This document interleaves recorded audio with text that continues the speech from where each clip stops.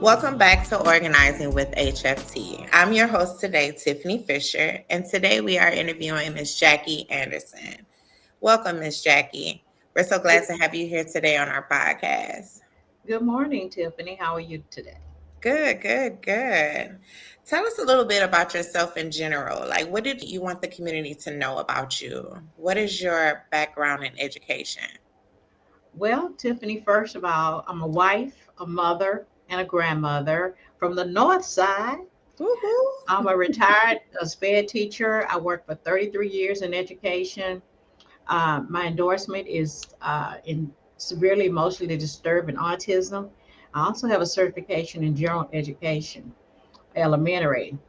I retired in 2019 to become president of Houston Federation of Teachers, standing on some huge shoulders like Gail Fallon, who was retired after almost 40 years, being the president of HFT, and Zeph Capo, who went on to be the state Fed president of Texas AFT. Prior to that, my time in the union, I was a building co-steward. I was the secretary treasurer of the union on the serving on the board. I led the HFT Leadership Academy and co-founded Houston United for Strong Public Schools, and that initiative was very successful. 1 year we elected 5 trustees on the school board, and so we were very proud of that work. I believe that education is the cornerstone of our democracy. The best way to keep a man enslaved is to keep him unlearned. So it's very important. I believe in public education. I believe public education is a civil right. Everyone is entitled to free public education. And sadly to say, our civil rights are being erased as we speak. Um, and so, I'm a very strong proponent. And I think people in my neighborhood, people I meet, people in my church, people I talk to every day can feel my passion for public education, for strong public schools. I'm a member of Delta Sigma Theta sorority. In the Order of Eastern Star, and I'm a member of Greater Mount Nebo Missionary Baptist Church in Fifth Ward. Okay. And I like to consider myself a lifter. Um, I'm the type of leader that takes out the garbage. I don't care. I do anything because I don't want anybody to say that I'm asking them to do something and I wouldn't do myself.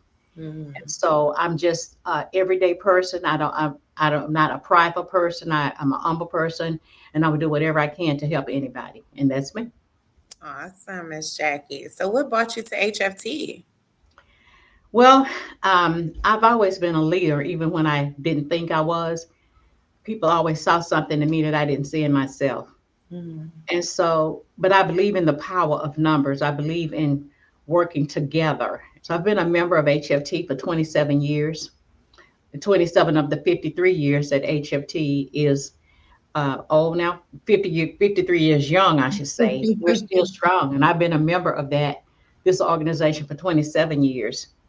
And we are a union of professionals representing professions in education, healthcare, and public service.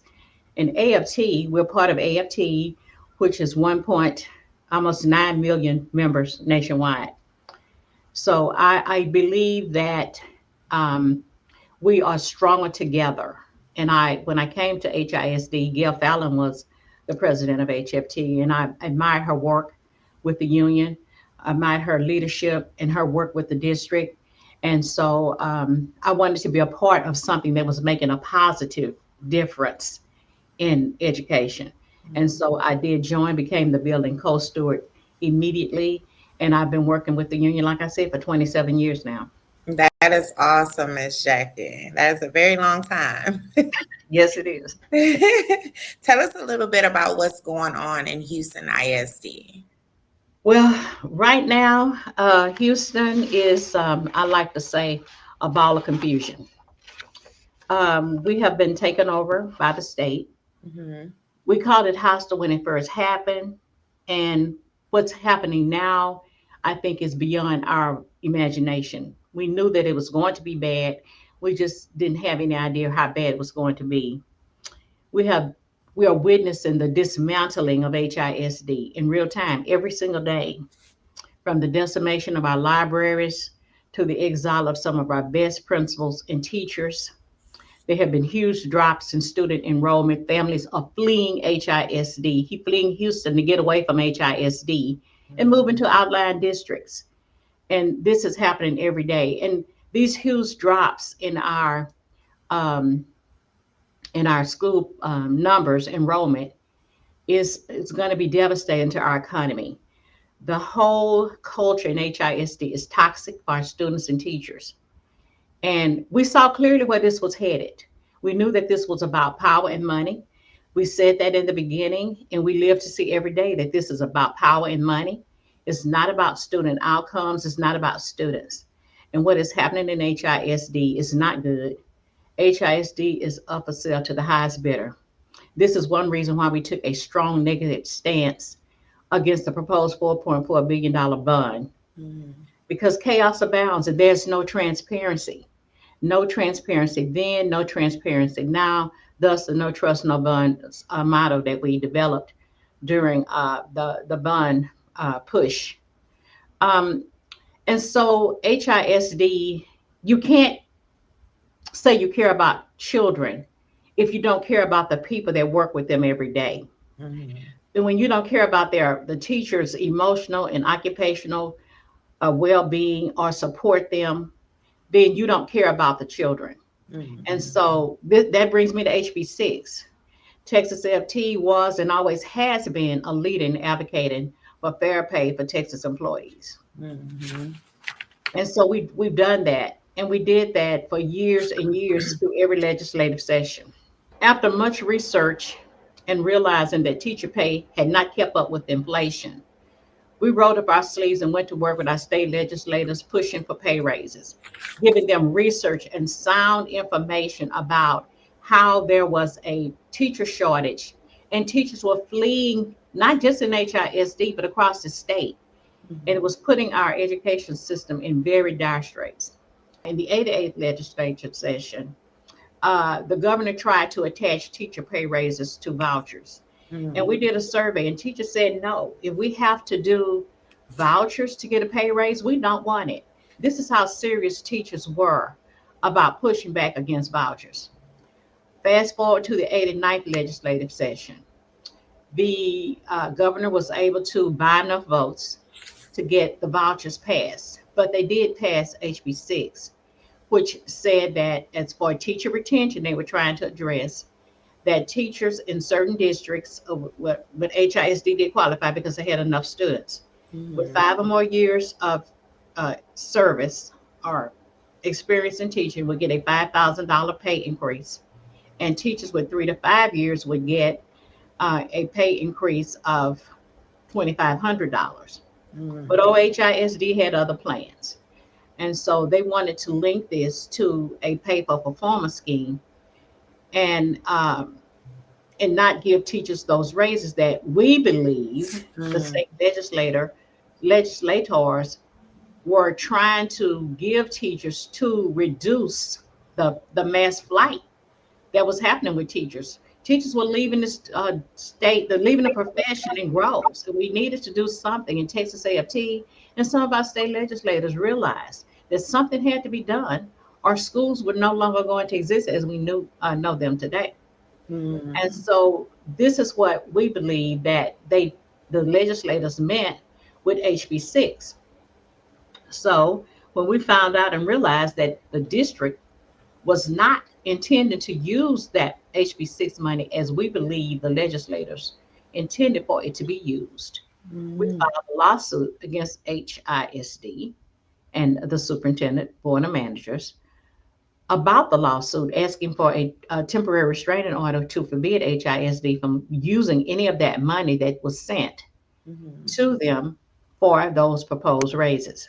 Of course, HISD said that they were going to use the money for the pay for performance model.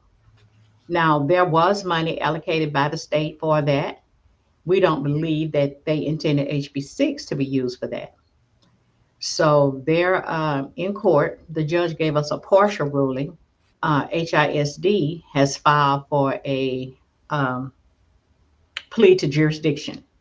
And this is what we were waiting on that to happen on the 22nd, but it did not. So their attorney has filed for, and we're waiting on a date. I've heard it could be as late as February of 2026. But the important thing about that is the money is, to my understanding, has to be held until a ruling is made by a judge, and or the plea to jurisdiction is either answered or not answered, and will move to a higher level. But we're talking about HISD. We're talking about a district that filed a lawsuit against the Attorney General because they don't want to adhere to rules. They, if the Attorney General says that they're supposed to give uh, in somebody answer to a, or they don't want to do it. So they file, when the Attorney General says they have to do it, then they'll file a lawsuit against the Attorney General. So we're talking about a district who would do any and everything to keep them from answering to the letter of the law. And a lot of things they are doing, I have just come to the realization that it was going to have to be settled in a court of law.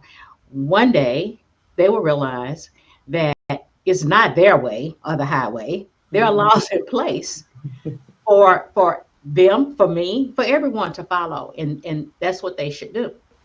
Some people have a bad connotation about unions. They think unions are just troublemakers or union thugs or people who don't want to, uh, looking for something that's not just to push back on management. That's not what unions are for. Right. Unions have a mission. Our mission here at HFT is to promote and defend professional, economic, and social well-being of teachers and educational employees, and to improve the quality of public schools for all children, and to advance the cause of public education. That sounds like a lot.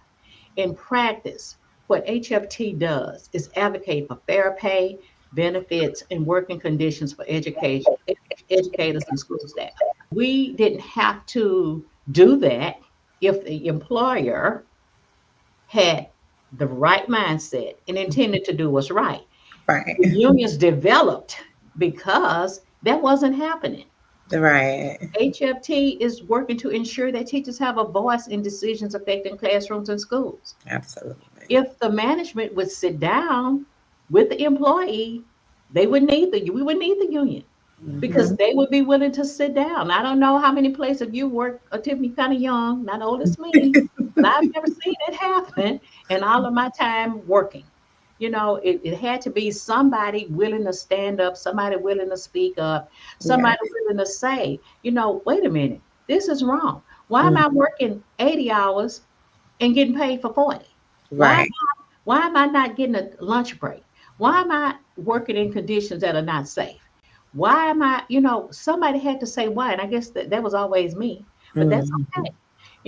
HFT is working to defend public education from privatization and policies that undermine equity. And that is one of the main things that we're fighting for here in Houston, and that HFT is fighting for. And we support professional development and respect for educators. We had a whole campaign, respect us or expect us. Mhm. And that's still our policy, even though it's not our ongoing campaign. Right now, we're all in for public education, but every day we want to say you can respect us or expect us, and that's what we're here for. And we also work to protect our members' rights through representation and collective advocacy. There is power in numbers. We are all working together. We're all on the same page, and I wish we could be on the same page with our administration here in HISD, because we all should be fighting for the same thing, and that's for a public education for our children, the Mhm. best quality education for our children, because after all, these children are our future. And Yes. I want to make sure that when I go get my prescription filled, that the person that filled it can read what the doctor said. Okay. Everybody's life is touched by a teacher somewhere. So I don't know where this notion came from to think teachers are unworthy or unfit or should not have the things they need to be successful. Mhm. What is this push that's going on to undermine public education and teachers, and using teachers to do it by not allowing them to teach? I agree with you, Miss Jackie. And so, why should HISD educators join HFT? And who can join HFT? And what is the deadline to join HFT? Well, uh, Anybody that is works in a public education setting that does not appraise teachers can join HFT. So that means nurses, librarians, counselors, social workers, and paraprofessionals can all join HFT. As long as you are not an appraiser of a teacher, because we can't go teacher against teacher, you can join HFT. And we're not going to um, take the side of an administrator over a teacher. So we don't allow administrators, which are principals, assistant principals, and people who appraise, to be a part of the union because we represent teachers. Some unions represent administrators, but I wouldn't want to be in a grievance hearing or have a file a complaint against someone who is an administrator and we're sitting in the same union. That's a conflict. Absolutely. So yeah, so anybody who is in a non-administrative role can join HFT. And not seeing a lot of paraprofessionals join a union lately. And I think that they have been taught or thinking that they cannot be a part of the union because they don't have supposed contracts. But you have other things that you work, conditions that need to be looked into.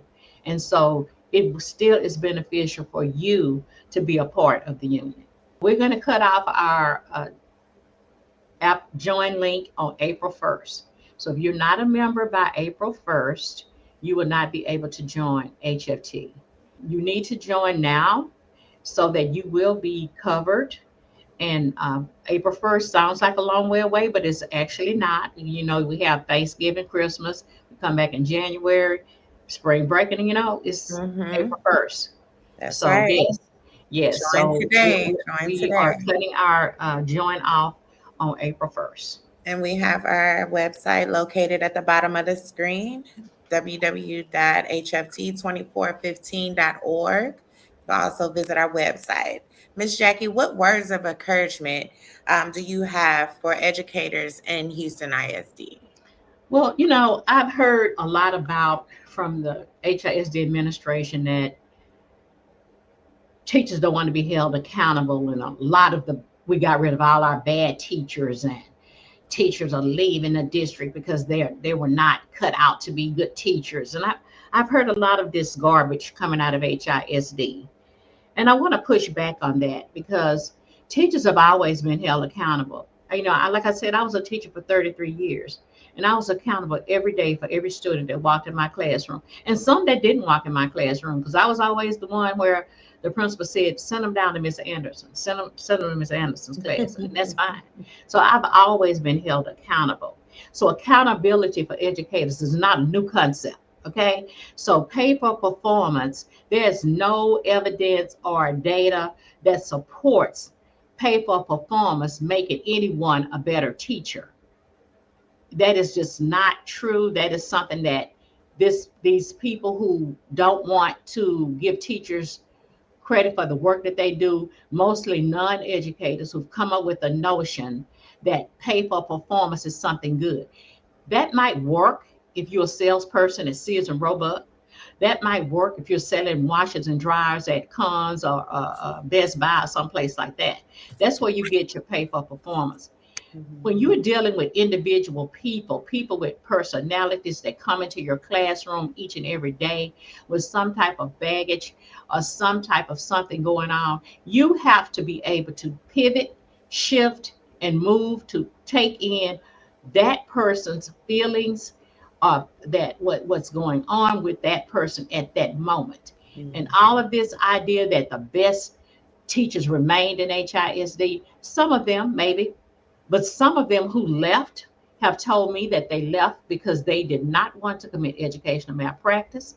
They were not going to be a part of this scheme. And I want to remind everybody that HISD's own attorney called this Mike Miles pay for performance scheme in court. I hope the judge heard him because he said it more than once. So I just want to make sure that I get the word out that don't buy into the notion that all of the worst teachers left here. That is not true.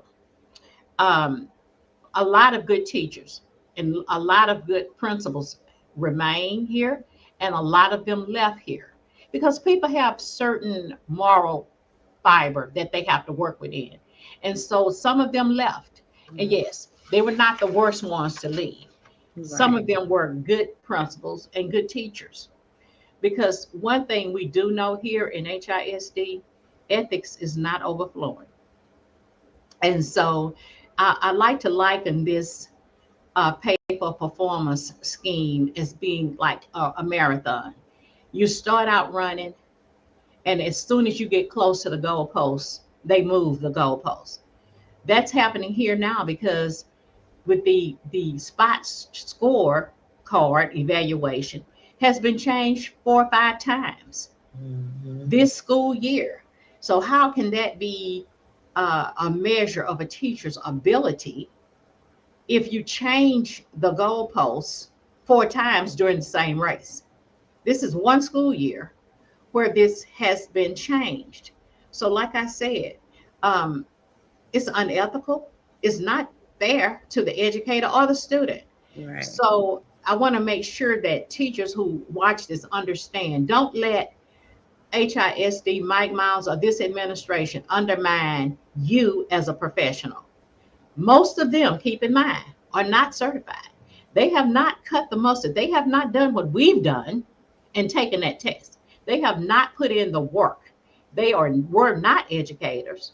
They fell into this profession and they're doing whatever they do, but it's not for children because they don't know how to they don't have the pedagogy to work with children in the first place. So don't let them undermine what you are doing in the classroom as a professional.